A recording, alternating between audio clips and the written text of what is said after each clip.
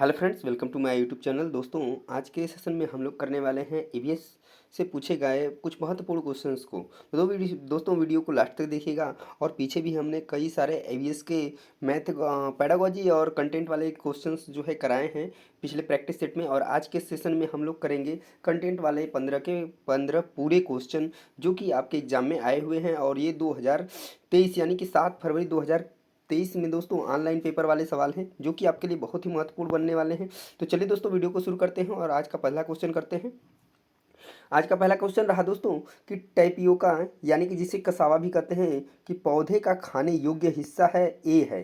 ध्यान दीजिएगा, जो टैपियोका है उस पौधे का खाने योग्य हिस्सा क्या है, ए है। और बी में प्रचुर मात्रा में उगाया जाता है, तो ए और बी क्रमशः क्या है।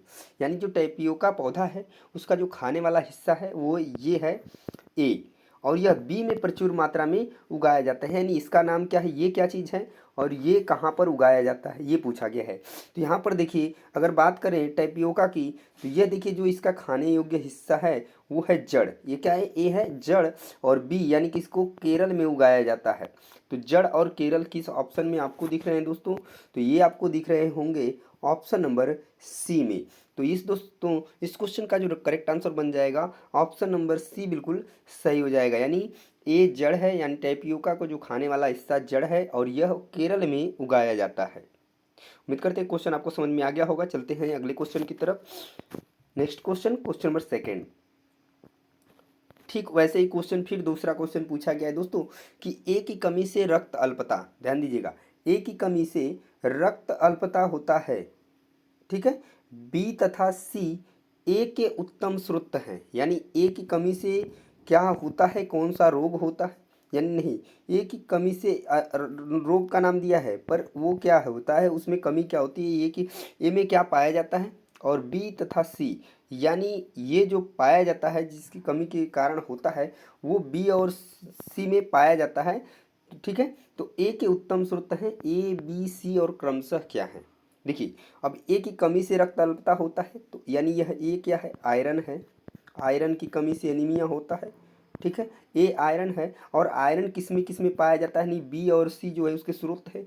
तो किस में यह पाया जाता है ये आपको बताना है। तो यह पालक में पाया जाता है, गुड़ में पाया जाता है, आंवला में पाया जाता है। हालांकि इसमें ऐसा कुछ है नहीं, पालक दिया हुआ है दो ऑप्शंस में, तो इन दोनों ऑप्शंस में से एक होगा। पर आयरन यहाँ पे मिल रहा है, पालक यहाँ पे मिल रहा है, तो तीसरा ऑप्शन आप ऑटोमेटिक जा सकते हैं कि ये तीसरा ही ऑप्शन खजूर हुई होगा, इसमें भी खजूर दिया है। तो ये इस क्वेश्चन का जो करेक्ट आंसर बन जाएगा दोस्तों ऑप्शन नंबर 3 बिल्कुल सही हो जाएगा। इस तरीके से आप एलिमिनेट करके क्वेश्चन के आंसर्स को पा सकते हैं, ठीक है। अगले क्वेश्चन की तरफ चलते हैं दोस्तों, क्वेश्चन नंबर थर्ड। देखिए क्वेश्चन नंबर थर्ड क्या है कि अंजलि नई दिल्ली से तिरुवनंतपुरम रेल द्वारा यात्रा कर रही है। अपनी रेल यात्रा के दौरान वह निम्नलिखित में से किन नदियों से गुजरेगी। देखिए बहुत ही शानदार क्वेश्चन है। इसमें ज़्यादातर लोग कंफ्यूज होंगे कि कौन सी नदियों से होकर गुजरेगी। बार बार क्वेश्चन जो है कि पहाड़ियों से पूछता था कि कौन कौन सी पहाड़ियाँ इस दौरान पड़ने वाली हैं, पर इस बार नदी जो है कि पूछ दिया है। तो आपको बता दें कि जो नई दिल्ली से तिरुवनंतपुरम जाने में जो रेल यात्रा करती है उसके बीच में कौन कौन सी नदियाँ हो सकती हैं, तो वो नदियाँ जो हैं दोस्तों नर्मदा, कृष्णा और गोदावरी हैं। तो इस क्वेश्चन का भी जो करेक्ट आंसर बन जाएगा ऑप्शन नंबर 3 बिल्कुल सही हो जाएगा। यानी कि तिरुवनंतपुरम यानी दिल्ली से तिरुवनंतपुरम जाने में आपको नर्मदा, कृष्णा और गोदावरी नदियाँ जो है पड़ने वाली है बीच में, ठीक है। ज़्यादातर क्वेश्चन इसके पहले जो पूछता था वो पहाड़ियों से पूछता था कि कौन कौन सी पहाड़ियाँ पड़ेंगी, कौन कौन सी गुफाएं पड़ेंगी, ठीक है। पर इस बार क्वेश्चन में थोड़ा सा बदलाव हुआ, तो इसी तरीके से आपको ध्यान देना है चीज़ों को, इस तरीके से आपको तैयारी करनी है। अगला क्वेश्चन देखिए, क्वेश्चन नंबर 4। क्वेश्चन नंबर 4 है कि कौवे लकड़ी के छोटे छोटे टुकड़ों का इस्तेमाल करके वृक्षों पर अपना घोंसला बनाते हैं, बात सही। लेकिन यक्ष अपना घोंसला नहीं बनाती है और अपने अंडे कौवे के घोंसले में देती है, तो यक्ष कौन है। जैसा कि आप लोगों को पता होगा कि कौवा जो है अपना घोंसला बनाता है, और कौवे के घोंसले में कोयल जो है कि अंडा देती है, न कि वो अपना घोंसला बनाती है। और यहाँ पर वही बात की गई है कि यक्ष अपना घोंसला नहीं बनाती है, यानी कोयल अपना घोंसला नहीं बनाती है और अंडे कौवे के घोंसले में देती है। तो यक्ष कौन है, तो यक्ष क्या हो जाएगी, कोयल हो जाएगी। तो यहाँ पे करेक्ट आंसर क्या बन जाएगा, ऑप्शन नंबर 3 बन जाएगा। नेक्स्ट क्वेश्चन देखते हैं, क्वेश्चन नंबर 5। पूछा है कि वाई के जिले यक्ष में इत्र, गुलाब जल और केवड़ा जल बहुत बड़े पैमाने पर तैयार किए जाते हैं। यक्ष और वाई क्या है। पूछा क्या है, वाई के जिले यक्ष में। तो बात करें वाई के जिले यक्ष में, अगर बात करें हम इत्र की, तो इत्र जैसे ही आए आपके क्वेश्चंस में आपको एक नाम याद आना चाहिए, कन्नौज। क्या, कन्नौज। यानी कन्नौज में इत्र, गुलाब जल और केवड़ा जो है बहुत बड़े पैमाने पर तैयार किया जाता है। तो वाई के एक्स जिले में, तो जिला क्या हो जाएगा, कन्नौज, और वाई क्या हो जाएगा, उत्तर प्रदेश। तो यहाँ पे जो करेक्ट आंसर बन जाएगा ऑप्शन नंबर सेकंड बिल्कुल सही हो जाएगा दोस्तों। जब भी इत्र की बात आए, गुलाब जल की बात आए, तो वहाँ पर कन्नौज आपका रिलेट करेंगे, और यहाँ पर उससे पूछ दिया है कि उसका जो किस राज्य में है, तो आपका उत्तर प्रदेश हो जाएगा। ठीक है, नेक्स्ट क्वेश्चन देखते हैं, क्वेश्चन नंबर 6। ठीक है, कथन वाले क्वेश्चन। दावा, दावा क्या है कि उबला हुआ अंडा पानी से भरे मग में डाला जाए तो वह डूब जाता है, जबकि नमक वाले पानी में डाला जाए तो वह ऊपर तैरता है। अंडे को उबालने जाने पर उसका घनत्व बढ़ जाता है। अब तर्क उसका दिया है, दावा वहाँ पर किया गया है, उसका तर्क दिया गया है। तो क्या सही है क्या गलत है ये आपको बताना है। ठीक है, तो यहाँ पर दिया गया है कि उबला हुआ अंडा पानी से भरे मग में डाला जाए तो वह डूब जाता है, बात सही है। और जबकि नमक वाले पानी में डाला जाए तो वह तैरता है, ये बात बिल्कुल सही है, यानी कि ये सही है।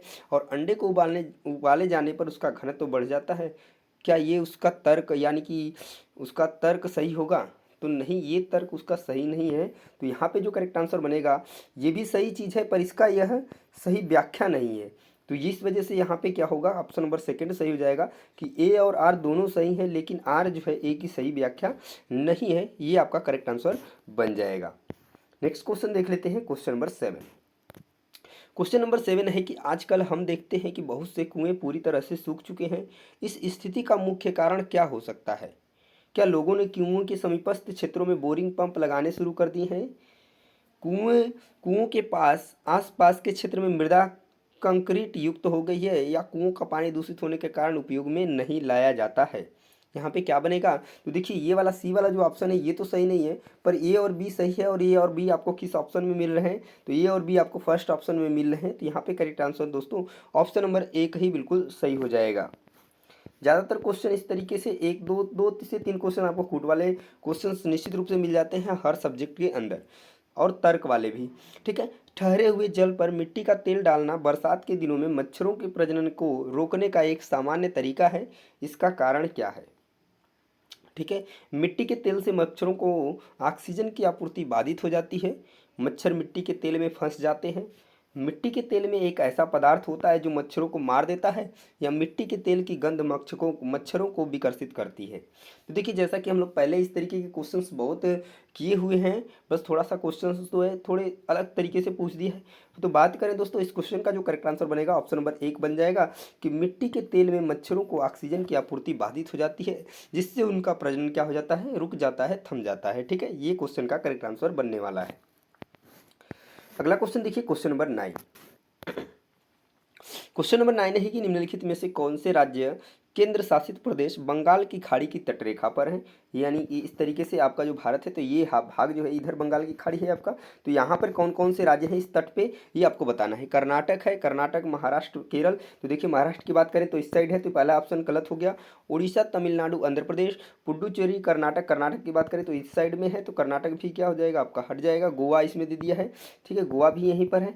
और यहाँ पर दमन, दमन की बात करें तो वो भी महाराष्ट्र के यहाँ पास है, तो ये कट गया आपका, ये भी कट गया, ये भी कट गया, बचा कौन कौन सा, दूसरा। तो इस क्वेश्चन का जो करेक्ट आंसर बन जाएगा दोस्तों ऑप्शन नंबर सेकंड आपका बन जाएगा। मैप आप अच्छे तरीके से देख के जाइएगा, मैप से बहुत सारे क्वेश्चन आपको 2 से 3 क्वेश्चन निश्चित रूप से फंसने वाले हैं। अगला क्वेश्चन देखिए, क्वेश्चन नंबर 10। क्वेश्चन नंबर 10 है कि भारत के एक गांव में घरों की दीवारें आमतौर पर मोटी होती हैं और मिट्टी से पुती होती हैं। इन घरों की छतें कांटेदार झाड़ियों से बनाई जाती हैं। इस प्रकार के गांव आमतौर पर किस क्षेत्र में हैं? मरुस्थल क्षेत्र में, बर्फीले क्षेत्र में, अधिक वर्षा वाले क्षेत्र में, या मैदानी इलाकों के वनीय क्षेत्र में? तो बात करें दोस्तों, इस तरीके के जो आपको ज़्यादातर देखने को मिलेंगे तो मरुस्थल क्षेत्र में देखने को मिलेंगे। ठीक है, ज़्यादातर इस तरीके से क्वेश्चन जो है कि राज्य से पूछता है कि ये किस राज्य में पाए जाते हैं, तो राजस्थान हो जाएगा। और यहाँ पर पूछा है कि आमतौर पर किस क्षेत्र में है, तो मरुस्थल क्षेत्र यहाँ पे करेक्ट आंसर बन जाएगा, जैसा कि आपको पता है। ठीक है, अगले क्वेश्चन की तरफ चलते हैं, क्वेश्चन नंबर 11। ये भी देखिए, दावा है कि शकरकंदी एक जड़ है, और तर्क है कि यह भोजन संग्रहित करती है। यहाँ पर क्या सही होगा ये आपको बताना है। तो देखिए यहाँ पर बात करें कि शकरकंदी एक जड़ है, बिल्कुल बात सही है, और यह भोजन संग्रहित करती है, ये भी उसका एक जड़ है तो उस भोजन संग्रहित करती है, ये भी उसकी सही व्याख्या है और सही भी है। तो यहाँ पे जो करेक्ट आंसर बन जाएगा ऑप्शन नंबर 1 बिल्कुल करेक्ट हो जाएगा, यानी कि ए और आर दोनों सही हैं और आर जो है ए की सही व्याख्या है। ठीक है, नेक्स्ट क्वेश्चन की तरफ चलते हैं, क्वेश्चन नंबर 12। चलिए, क्वेश्चन नंबर 12 है दावा, झूम कृषि में खरपतवारों को उखाड़ने के स्थान पर काट और जला दिया जाता है। तो ये बात सही है कि काट और जला दिया जाता है, और राख मिट्टी में मिल जाती है जिससे कि मिट्टी की उर्वरता बढ़ जाती है और फिर उसके बाद उसमें बाद में खेती किया जाता है। तो ये बात भी सही है, तो यहाँ पर भी जो करेक्ट आंसर बन जाएगा दोस्तों, ए और आर दोनों सही हैं और आर जो है ए की सही व्याख्या है, ये बिल्कुल करेक्ट आंसर है। अगला क्वेश्चन देखिए, क्वेश्चन नंबर 13। क्वेश्चन नंबर 13 है, कथन कि केचुआ किसानों का सबसे अच्छा मित्र माना जाता है। बात सही है, पर केचुए खरपतवारों को नष्ट करते हैं क्या, ये बात सही है? तो ये बात सही नहीं है कि केचुए जो है खरपतवारों को नष्ट करते हैं। ठीक है, तो यहाँ पे जो हो जाएगा ए तो सही है पर आर गलत है, तो इसका जो करेक्ट आंसर बन जाएगा ऑप्शन नंबर 3 बिल्कुल सही हो जाएगा दोस्तों। नेक्स्ट क्वेश्चन देखिए, क्वेश्चन नंबर 14। क्वेश्चन नंबर 14 है कि राजीव अपने घर में कंपोस्ट बनाना चाहता है, यानी वानस्पतिक खाद बनाना चाहता है। निम्नलिखित में से कौन से अपशिष्ट पदार्थ उसको कंपोस्ट पीट में डालने चाहिए? एल्युमिनियम पत्ती, सब्जियों के छिलके, अंडे के छिलके, सब्जियों के छिलके, छनी हुई चाय की पत्ती, कागज, सब्जियों के छिलके, पॉलीथीन, कागज, एल्युमिनियम पत्ती, दूध के पैकेट, अखबार। देखिए अब किस तरीके से गलत होगा आपसे, यहाँ पर दूध के पैकेट की बात की गई थी तो डालेंगे नहीं, यहाँ पर पॉलीथीन की बात की गई ये नहीं डालेंगे, और यहाँ पर बात की गई है अंडे के छिलके, और इन सब से खाद नहीं बनेगी। तो यहाँ पे जो करेक्ट आंसर बनेगा ऑप्शन नंबर 2 बिल्कुल सही हो जाएगा दोस्तों, सब्जियों के छिलके, छनी हुई चाय की पत्ती और कागज। ठीक है, ये गल सकते हैं, जबकि इसमें ये सारी चीज़ें जो कि गलेंगे नहीं, तो ये करेक्ट आंसर बनेगा आपका ऑप्शन नंबर 2। नेक्स्ट देख लेते हैं दोस्तों आज के सेशन का लास्ट क्वेश्चन और 15वां क्वेश्चन, जो कि कंटेंट से है कि बीज बीज क्या है? सजीव है क्योंकि वह पौधे का भाग है, निर्जीव है क्योंकि हम इसको पका सकते हैं, सजीव है क्योंकि यह एक पौधे में वृद्धि कर सकता है। तो बात बिल्कुल सही है कि यह सजीव है और क्योंकि यह एक पौधे में वृद्धि कर सकता है, इसको आप आसानी से ट्रिक कर सकते हैं। तो क्वेश्चन का करेक्ट आंसर ऑप्शन नंबर 3। तो दोस्तों ये थे पूरे आज के सेशन के पूरे कंटेंट के 15 क्वेश्चन ईवीएस में। वीडियो आपको कैसी लगी कमेंट में हमें जरूर बताइएगा, और ऐसे प्रैक्टिस सेट करने के लिए दोस्तों चैनल को सब्सक्राइब और बेल आइकन को प्रेस करना नहीं भूलिएगा। तो मिलते हैं नेक्स्ट वीडियो में, तब तक के लिए जय हिंद।